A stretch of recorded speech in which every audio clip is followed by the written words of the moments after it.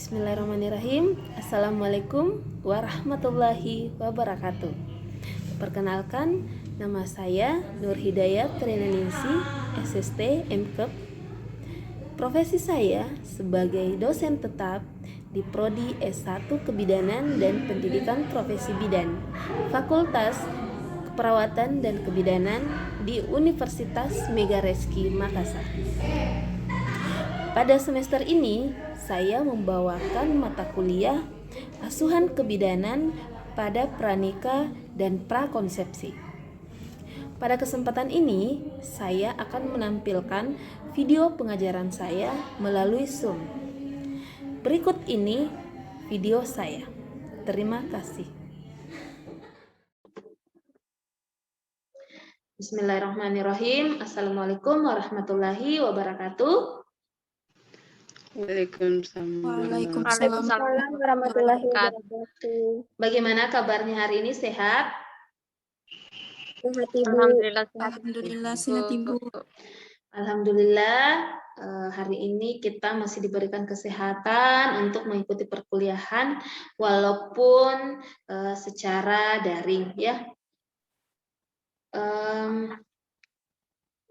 Sebelum kita mulai mata kuliah hari ini, kita berdoa menurut kepercayaan kita masing-masing. Doa dimulai.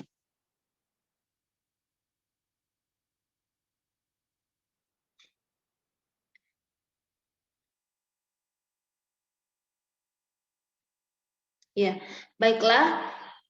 Untuk mata kuliah Asuhan Kebidanan Pranikah dan Prakonsepsi, hari ini kita akan membahas tentang persiapan dan perencanaan kehamilan.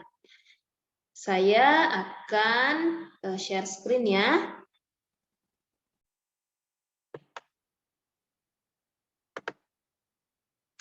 Oke. Persiapan dan perencanaan kehamilan. Sebelum kita masuk ke pembahasan, kita membahas dulu tentang capaian mata kuliah. Jadi, capaian mata kuliah yaitu sikap, pertama bertakwa kepada Tuhan Yang Maha Esa, dan mampu menunjukkan sikap religius, menjunjung tinggi nilai kemanusiaan dalam menjalankan tugas berdasarkan agama, moral, dan etika. Kemudian berkontribusi dalam peningkatan mutu kehidupan masyarakat, berbangsa, bernegara, dan kemajuan peradaban berdasarkan Pancasila. Kemudian bekerjasama dan memiliki kepekaan sosial serta kepedulian terhadap masyarakat dan lingkungan. Kelima, menunjukkan sikap bertanggung jawab atas pekerjaan di bidang keahlian secara mandiri. Capaian mata kuliah pengetahuan, yang pertama, mampu menguasai konsep teoritis ilmu kebidanan, manajemen asuhan kebidanan, keputusan klinis, model praktek kebidanan, dan etika profesi secara mendalam. Yang kedua, menguasai konsep dasar komplementer. Kemudian capaian mata kuliah tentang KU atau keterampilan umum. Yang pertama, mampu menerapkan pemikiran logis, kritis, sistematis, dan inovatif dalam konteks pengembangan atau implementasi ilmu pengetahuan dan teknologi yang memperhatikan dan menerapkan nilai humaniora yang sesuai dengan bidang keahliannya. Dua, mampu menunjukkan kinerja mandiri, bermutu, dan terukur. Kemudian mampu mendokumentasikan, menyimpan, mengamankan, dan menemukan kembali data untuk menjamin kesahihan dan mencegah plagiasi. Yang terakhir tentang CPMK keterampilan khusus, mampu mengaplikasikan keilmuan kebidanan dalam menganalisis masalah dan memberikan petunjuk dalam memilih alternatif pemecahan masalah pada lingkup praktik kebidanan, meliputi asuhan pranikah, prakonsepsi, kemudian kehamilan, persalinan, nifas, bayi baru lahir, bayi, anak balita, anak prasekolah, kesehatan, reproduksi, dalam hal ini remaja, perempuan usia subur, dan premenopause, serta pelayanan KB. Kemudian mampu mengidentifikasi secara kritis penyimpangan atau kelainan sesuai lingkup praktek kebidanan. Kemudian mampu mendemonstrasikan tata laksana konsultasi, kolaborasi, dan rujukan.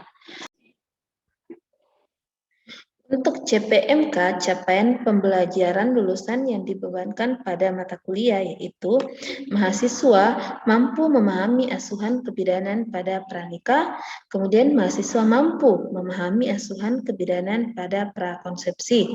Sedangkan sub capaian pembelajaran mata kuliah yaitu pengertian kehamilan, tujuan pelayanan prakehamilan, dan hal-hal yang diperhatikan dalam prakehamilan. Adapun kemampuan akhir yaitu pada mata kuliah ini memberikan kemampuan kepada peserta didik untuk memahami persiapan dan perencanaan kehamilan, yaitu pada mata kuliah asuhan kebidanan, pranikah, dan prakonsepsi. Sebelum saya lanjut, mata kuliah kita hari ini tentang persiapan dan perencanaan kehamilan. Nah, di sini ada yang tahu apa itu kehamilan? Ada yang tahu apa itu kehamilan? Saya, Bu. Iya, silahkan. Selsa ya? Iya. Iya, Bu. Iya. Ya, kehamilan didefinisikan sebagai fertilisasi atau penyatuan dari spermatozoa dan ovum dan dilanjutkan dengan nidasi atau implantasi, yaitu proses masuknya atau tertanamnya hasil konsepsi ke dalam endometrium. Iya. Iya, bagus sekali. Bagus sekali Selsa ya. Nah, itu tadi definisi dari kehamilan. Jadi di sini untuk mencapai semua itu ada perlu namanya persiapan, ya, perencanaan. Nah, semua sesuatu yang direncanakan, yang butuh persiapan yang matang, maka akan menghasilkan hal yang maksimal. Oke, lanjut ya. Nah, di sini tadi dijelaskan oleh temannya definisi kehamilan. Kehamilan adalah proses yang berkesinambungan terdiri dari ovulasi, ya. Nah, di sini terjadi ovulasi, ya. Perhatikan sini. Kemudian migrasi spermatozoa dan ovum. Nah, terjadi migrasi, konsepsi, dan pertumbuhan zigot. Setelah itu terjadi nidasi. Nah, nidasi itu implantasi. Setelah terjadi implantasi pada uterus, terjadilah pembentukan plasenta, tumbuh kembang, hasil konsepsi sampai terem. Nah, maka sangat penting yang namanya perencanaan agar menghasilkan ibu janin sehat, ya. Lanjut. Nah, di sini persiapan dan perencanaan kehamilan. Sebelumnya kita sudah membahas tentang screening pranikah, kemudian tentang evidence base-nya pranikah. Kita juga sudah membahas hal-hal yang diperiksa pada saat pranikah. Nah, masuklah kita tentang persiapan perencanaan kehamilan. Persiapan prakehamilan artinya sebelum hamil ya. Perawatan prakonsepsi adalah proses mengidentifikasi ya berbagai risiko. Jadi kita identifikasi terlebih dahulu risiko komplikasi apa yang timbul ketika ibunya hamil. Apakah sehatkah? Kalau sehat oke lanjut. Kalau tidak maka akan dilakukan dulu namanya pendidikan health education-nya, diberikan konseling, kemudian diberikan penanganan ketika ada masalah. Kemudian kita setelah penanganan ketika betul-betul sehat maka dilanjutkan ke kehamilan. Apa sih tujuan pelayanan prakehamilan ini? Nah, kan biasanya pada umumnya itu pada saat hamil datang, pada saat ada komplikasi baru datang. Nah, makanya untuk menghindari komplikasi pada saat kehamilan ini ya dilakukan pelayanan prakehamilan. Di mana yang pertama itu tujuannya mengidentifikasi potensi risiko untuk ibu, janin, dan kehamilan. mendidik wanita tentang risiko pilihan untuk intervensi dan manajemen. Kemudian memulai intervensi untuk mendapatkan luaran yang optimal bagi ibu dan janinnya melalui konseling, motivasi, optimasi penyakit. Kemudian ketika kita bidan tidak bisa menangani, maka akan dilakukan rujukan. Ya. Nah, hal-hal yang harus diperhatikan persiapan kehamilan. Apa itu? Yang pertama, pemeriksaan kesehatan. Harus kita tahu apa penyakitnya ibunya. Sehingga ketika tahu misalnya ibunya mengidap HIV/AIDS, ada virus rubella di dalam. Nah, maka ini dengan adanya ini kita harus cegah, harus obati terlebih dahulu sehingga bisa kita, karena dengan adanya penyakit-penyakit tersebut bisa menyebabkan abortus. Bagaimana pemeriksaan darah, bagaimana pemeriksaan faktor genetiknya. Nah, dengan pemeriksaan kesehatan tersebut, maka akan menghasilkan ibu janin sehat, aman. Kemudian menjaga kebugaran dan kesehatan tubuh. Di mana yang terpenting itu aktivitas fisiknya, bagaimana berolahraga, bagaimana menurunkan berat badannya agar tidak terjadi obesitas, ya. Kemudian menghentikan kebiasaan buruk, yaitu merokok. Karena rokok ini mengandung nikotin yang sangat berbahaya bagi janinnya. Kemudian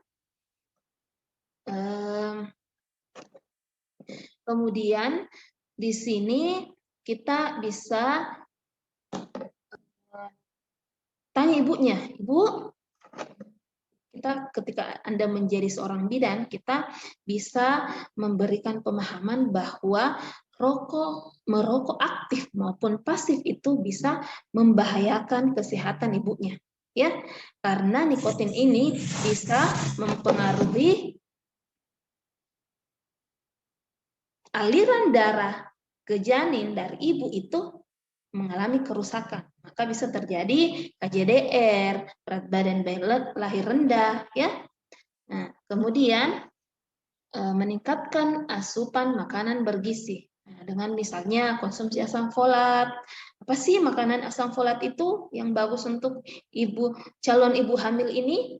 Nah, untuk menyehatkan kandungan ini sehingga rahimnya ini ibu sehat. Ketika ada nidasi, ada proses konsepsi yang ada terjadi implantasi, maka akan sehat. Nah, kemudian persiapan secara psikologis dan mental. Jadi, selain dari aktivitas fisik, makanan juga harus psikologinya untuk menurunkan kecemasan. Bahayanya kecemasan ini bisa mengakibatkan terganggunya ovulasi. Hormon mempengaruhi ovulasi. Dari mana? Stres. Ya, kemudian perencanaan finansial keuangan ini juga harus diperhatikan, ya. Kemudian di sini bagaimana biaya-biaya pasca melahirkannya dan biaya tak terduga lainnya. Kemudian jangan malu bertanya. Ketika Anda menjadi bidan, kita harus terbuka, ya. Anda harus terbuka kepada pasien sehingga pasien tidak malu bertanya. Berkonsultasilah, tanya pasiennya. Harus berkonsultasi dengan dokter, bidan atau tenaga kesehatan lainnya mengenai kesehatan reproduksi, diskusi mengenai riwayat dan kondisi medis saat ini yang mungkin dapat mempengaruhi masa kehamilannya nanti, ya. Bagaimana vaksin yang dianjurkan, kemudian langkah-langkah sehat yang dapat dilakukan sebelum masuk masa kehamilan guna mencegah kecacatan pada bayi, ya. Saya kira itu saja. Sampai di sini sebelum saya kasih tugas, ada yang ingin ditanyakan? Ada yang ingin bertanya? Silahkan tentang materi kita hari ini.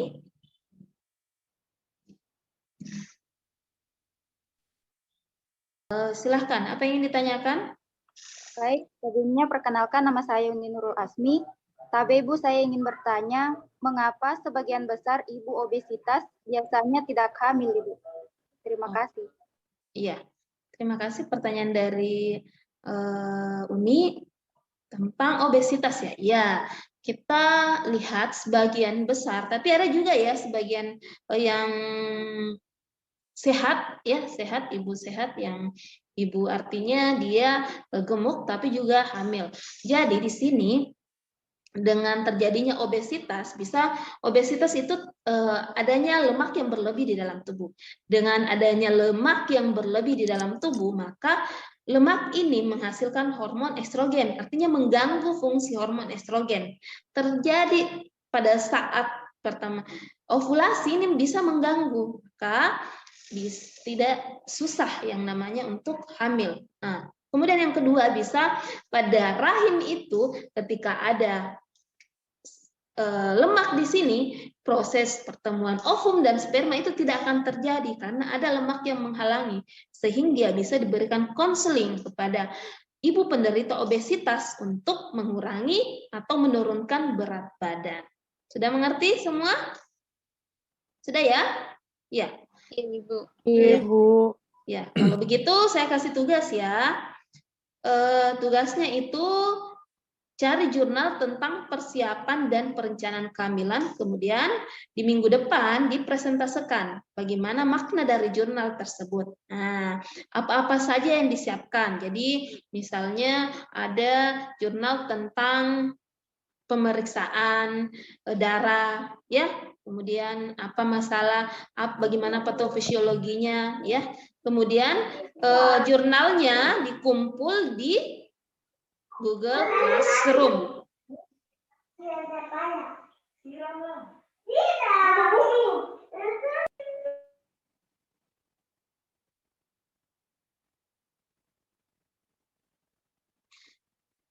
Jadi jurnalnya nanti akan dikumpul di Google Classroom. Sudah mengerti tugasnya? Iya, Ibu. Iya. Saya kira itu saja untuk hari ini. Terima kasih atas kesempatannya. Semoga kita sehat selalu. Kita akan ketemu minggu depan tentang tentang mata kuliah pemeriksaan lengkap persiapan kehamilan, ya, pemeriksaan kesehatannya.